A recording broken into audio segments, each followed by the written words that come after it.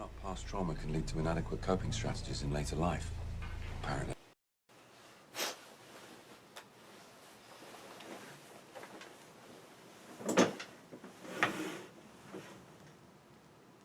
Hey, my name is Dante, and today, I must say, you have changed a lot since the last time I saw you. I mean, look at you, your hair, your clothes, your room. I'm not saying that it's a bad change, I'm just saying it looks different. Anyway, now that the pleasantries are out of the way, let's start the video. So I've been gone for a bit. I said I would be gone for a maximum of 4 years, and I have been gone for precisely that long. A lot has happened since the year I was gone. Earth was closed for about a year. They made that episode of Red Dwarf backwards into a full-length movie. A third thing happened. Where have I been for the past 4 years? That is a good question. If I could summarize the past 4 years into 4 words, they would be college really very sucked. I spent the past 4 years trying to get a 2-year degree in accounting technology, which I didn't even want in the first place. I just took it because A, it was easy, B, it made sense. I have Asperger's, I'm good with numbers, it just made sense. C, everyone and their mom thought it was a good career choice, and since everybody was saying it, I had no reason to believe that they were wrong. And D, my mom thought that it would be a great backup plan in case my dream career wouldn't pan out. And E, my deepest, darkest, most crippling fear is being seen as a disappointment and a failure to the people I care about, and my mommy just so happens to be at the tippy-tip-top tip of that list. But here's the thing. I never wanted to be an accountant.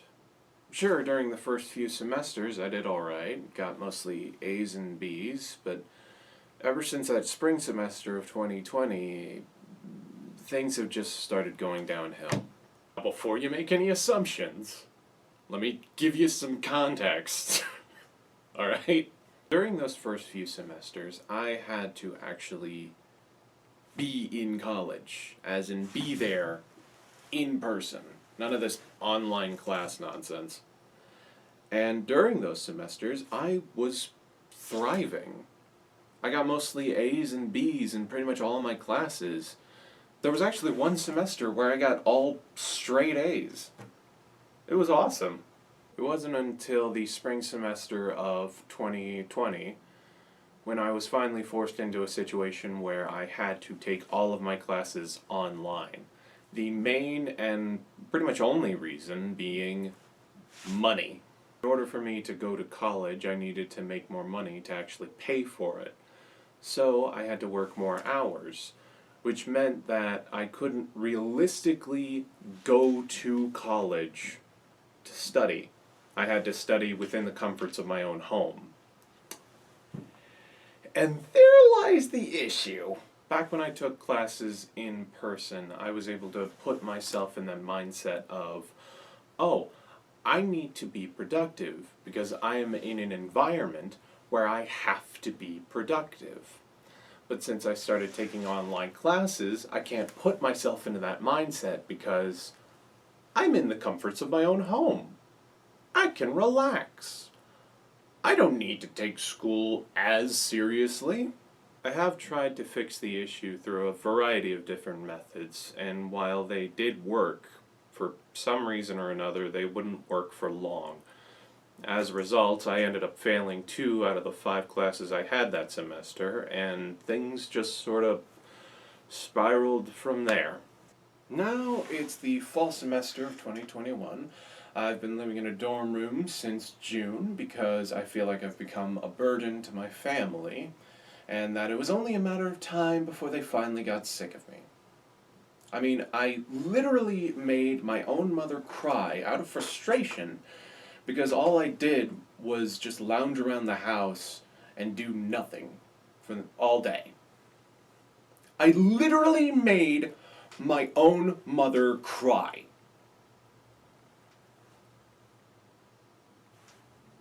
Not an okay thing to do. It's moments like those that, while I try not to think about them, they do solidify my fears and insecurities. And the only reason why I'm living in a dorm room and not an apartment is because the only apartment in town that I can afford had a waitlist time of about 10 months. I'm not kidding. I put myself on their waitlist in March. It's now November, and I finally get the news that I can move in mid to late January. Great stuff! The reason why I can't afford any other apartment is because the job that I have only pays $12.10 an hour. And the reason why I don't just quit the job and get one that pays more money is because A, I'm not really qualified to do anything else, and B, my Asperger's. I am terrified of change on that large of a scale, and I genuinely just don't want to go through the whole rigmarole of searching for a new job only to possibly get one weeks or even months from that point. On top of that, my job isn't all that great either. I work at a grocery store, and that's all I'm going to say for now, and I can't stand it. I swear, it's like customers would lose 10% of their IQ the second they walk through the front door. There have been multiple occasions where a customer would walk up to me, ask me where a product was, when the product was literally right in front of them. I do not use the word literally lightly. I swear, it's like they lose the ability to see what's in front of them. They lose the ability to read signs that are specifically designed to tell you which aisles have which products, and some of them are just plain rude, which isn't really good for me because I've developed the mindset of if somebody gives me sass, that means I'm allowed to give just as much sass back. That's not great when you work in customer service. It's not just customers either. A few of my co-workers are just as much of a nightmare as they are. I've actually developed a mental list of my co-workers and myself in order of most competent to least competent. You should be working with people that cause you to make that kind of list. It feels like the incompetent ones lack what I would define as common sense, which I admit is unfair to them because, again, I have Asperger's. I am incapable of having common sense. But it doesn't make it any less frustrating when I see a coworker just stand around and seemingly do nothing. You are at a job. You are getting paid to do that job. You need to do stuff so that you can earn your pay at your job. Again, I understand that everyone has their own method of doing things. My mindset is, I am on the clock. I need to do something productive. It doesn't matter what it is, as long as it's productive. I understand that not everybody has that exact mindset, but it doesn't change the frustration that I feel when I see someone not doing something when I feel like they should. And my home life isn't all that great either. Aside from the 3 collective hours I put into my schoolwork every week, I spend most of my days either lying in bed reading polyamorous fan fiction or staring at this computer watching YouTube videos. It's gotten so bad. The only way I can actually stay out of that bed for the rest of the day is if I create a mental association between that and taking my daily vitamins. If I've taken my vitamins, I'm not allowed back in there until I'm really tired again. I'm just normal tired 95% of the time. I think I might have depression, but I haven't been officially diagnosed by an actual doctor, so I'm not going to say that I have depression. And I don't want to go through the whole rigmarole of getting diagnosed by a doctor, because whenever I do have an emotionally serious conversation with somebody face to face, my body's immediate reaction is, I'm in a serious conversation. I don't like serious conversations. I'm going to get out of this serious conversation by just crying. I literally cry whenever I have an emotional conversation with somebody. That is not something normal people should do. So yeah, I don't know if I have depression, but I have definitely displayed some of the symptoms. I have had suicidal thoughts from time to time, but they haven't come up relatively recently. The worst it's ever gotten were the 2 times that I would look at a knife and get phantom pains in my wrists and forearms. And those phantom pains alone would be enough to freak me out and promptly put the knives away. And while I haven't gone as far as to actually cut myself, I have been picking my scabs, which I have viewed as a safe substitute for cutting myself, even though it clearly isn't. And despite the fact that I literally visit my family every week to do my laundry, eat dinner, and spend time with them, and my mom literally asks me every week if I'm doing okay, in that kind and motherly tone of voice that she does, I am not telling any of them any of my problems, because I have been given the standard issue, I'm not telling anybody about my problems because I know that they have their own problems to deal with, and I don't want to add on to that.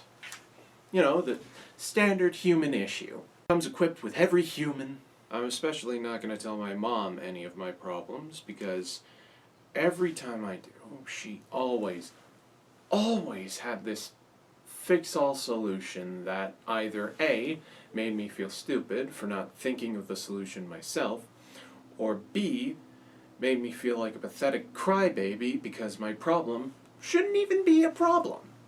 Actually, Mom, if you're watching this, this is the closest I'm ever going to get to actually talking to you about my problems, because I don't think I'm going to feel comfortable doing it any other way anytime soon.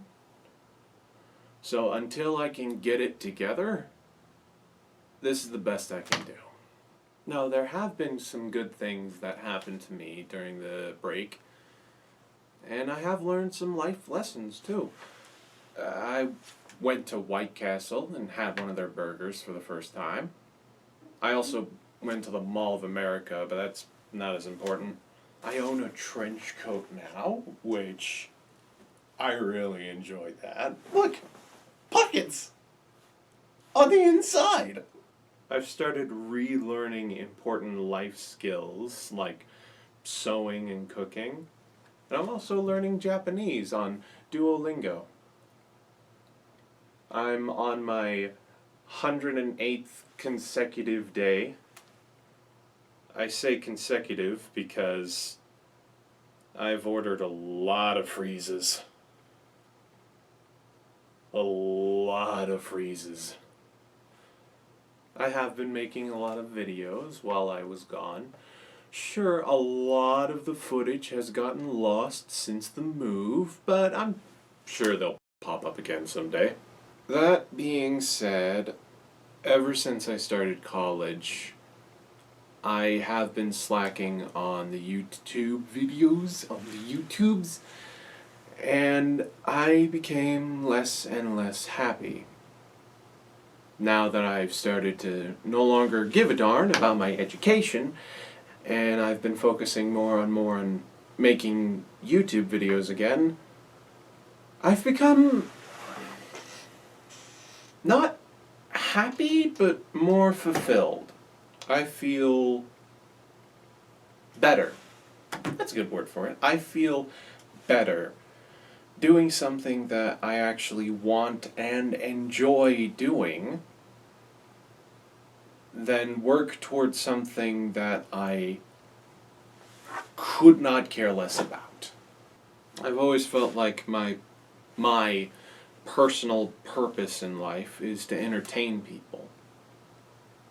It's the one thing that I am both good at and enjoy doing. So, what's the point of doing anything else? Some of the other lessons that I've learned during the break are life is pain. There's no other way around it. So you can either live with it or don't. I understand that that is not a good lesson to learn, but it's the lesson that I've been given. Hopefully I can get out of that mentality, but until then I've basically become an angsty teenager trapped inside of a 20-something-year-old's body. You have to wait until somebody actually does something stupid before you can correct them on it. Otherwise, you run the risk of telling them to do something that they were already gonna do in the first place, and you just end up throwing them off their game. Sometimes you gotta give people the benefit of the doubt that they might know what they're doing this time around. Spectrums are not eclair-shaped, they are donut-shaped. A few good examples would be when you become so freaked out about something that you end up just being relatively chill about it. Another one being you become so relaxed that you feel paranoid that something bad is about to happen. The only way that I can properly understand the world is if I view it as if it was a TV show and the characters... The best way I can properly understand the world is if I view it as a TV show and the people in this world are the characters in this show. Again, not a good lesson for me to learn, but it's the best I can do given the circumstances. So yeah, I am unhappy with my current life. I've developed a mindset that's apathetic and pessimistic towards humanity as a whole. I've basically become my own version of an angsty teenager who thinks he knows better than everybody else. And I'm too much of a coward to actively, independently do anything about it. Dare I say it, this is quite possibly the lowest point in my life. Which then begs the question, how do I get out of this? I mean, I have dug myself into this pit of despair, but I still have the shovel. I can dig myself out. Yeah, it's going to take some time and effort, but I can do it. Question is, how? Well, I look forward to figuring that out alongside the rest of you. Well, I must say that it's been a good day. It really has. But Now is the time for me to say